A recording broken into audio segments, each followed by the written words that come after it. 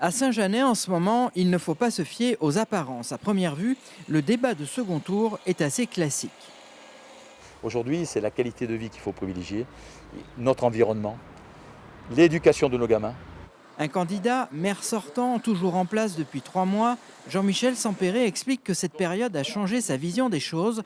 La zone d'aménagement concerté Saint-Estève en est le meilleur exemple. Dans cette crise sanitaire sans précédent, on s'est aperçu de quoi on a bien constaté l'insuffisance en termes d'alimentation et des circuits courts.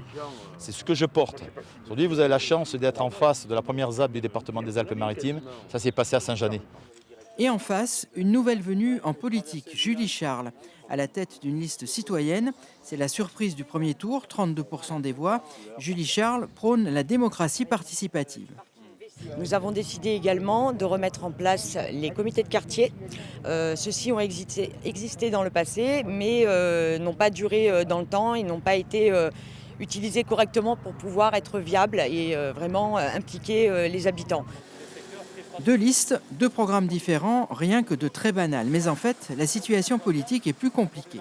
Avec l'union de nos listes, on peut offrir maintenant un réel choix, une réelle alternative aux Saint-Jeannois. Au premier tour, ils étaient 3, avec un peu plus de 30% chacun. La liste, arrivée deuxième, était emmenée par Serge Bottin, conseiller municipal d'opposition. Lui a refusé toute fusion, mais une grande partie de ses colistiers a rejoint la liste de Julie Charles et cette union fait débat.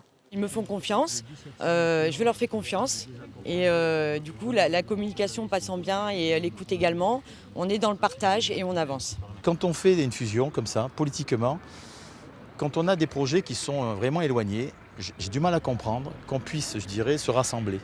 En théorie, la liste d'union pourrait réunir 65% des suffrages. Mais à Saint-Jeannet comme ailleurs, arithmétique et politique ne font pas toujours bon ménage.